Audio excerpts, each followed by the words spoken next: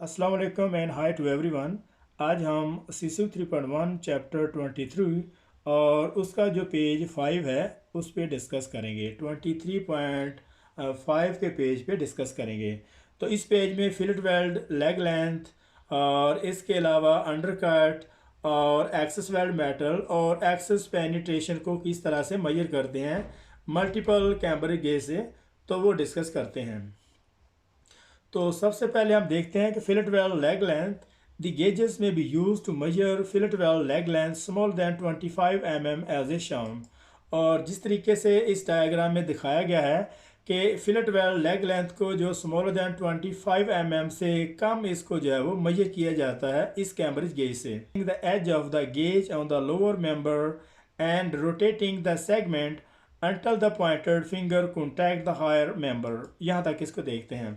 तो multiple Cambridge gauge से अगर किसी भी लीनियर मिसअलाइनमेंट को फाइंड करना है कि कितनी वो एक्स्ट्रा है, कि कितनी उसमें लीनियर मिसअलाइनमेंट है, तो जो गेज है उसको सबसे जो लोअर पॉइंट है उस पर प्लेस करते हैं और इसका जो फिंगर पॉइंटेड है उसको मूव करते हैं अनटिल जो है वो हायर सरफेस से जो है वो टच ना हो मिसअलाइनमेंट।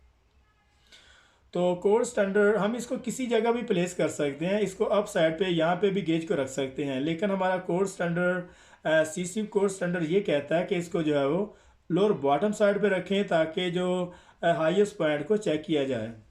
एक्सेस वेल्ड मेटल और रूट पेनिट्रेशन को किस तरह से मेजर किया जाता है।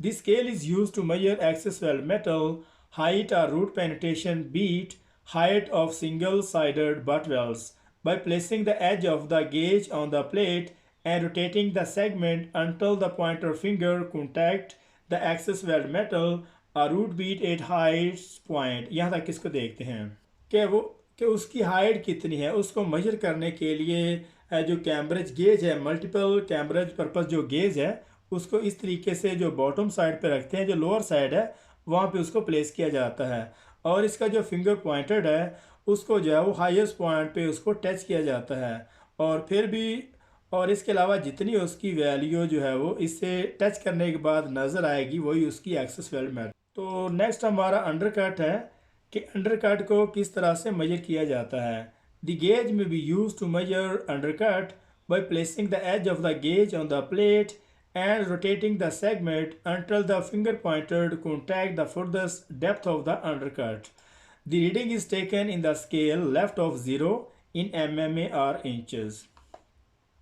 जैसा कि इस डायग्राम में इसकी जो अंडरकट है उसको किस तरीके से मेजर किया जाता है, जैसा कि इस डायग्राम में जो अंडरकट है उसको किस तरीके से मेजर किया जाता है। इस तरीके से जो गेज है उसको प्लेस करते हैं टॉप ऑफ द सरफेस पे और जो भी उसका जो फुर्दस्ट डेप्थ एरिया है उस पे जो है फिंगर पॉइंटेड को जो है वो टच करते हैं और इसी तरीके से जितनी भी उसकी जो और इस तरीके से जो भी उसका अंडरकट होगा उसको जो है वो चेक किया जाता है।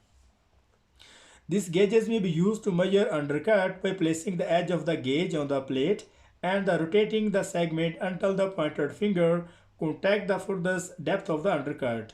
The reading is taken in the scale left of the 0 in mm or inches। यहाँ तक और इसकी जो स्केल की जो रीडिंग है इसके लेफ्ट ऑफ और इसमें इसकी जो स्केल की जो रीडिंग है उसको लेफ्ट ऑफ 0 में इन मिलीमीटर और इंचेस में मेजर किया जाता है।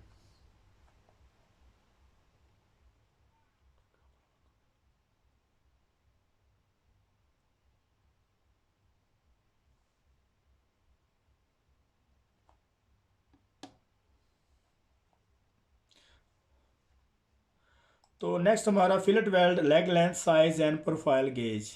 तो इस टाइप की जो गेज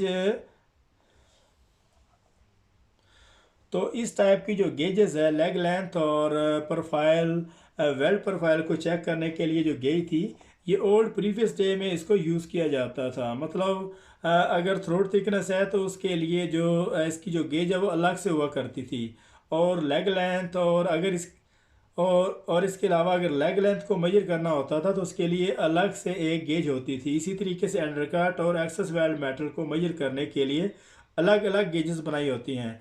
लेकिन अभी ये कैम्ब्रिज मल्टीपल जो पर्पस गेज जो बनाई गई है इससे जितने भी वेल्ड प्रोफाइल है, वेल्ड के रिलेटेड जितनी भी डायमेंशंस हैं और जितने भी एलिमेंट जो बनाए जाते हैं सबको इसी गेजेस से मेजर किया जाता है।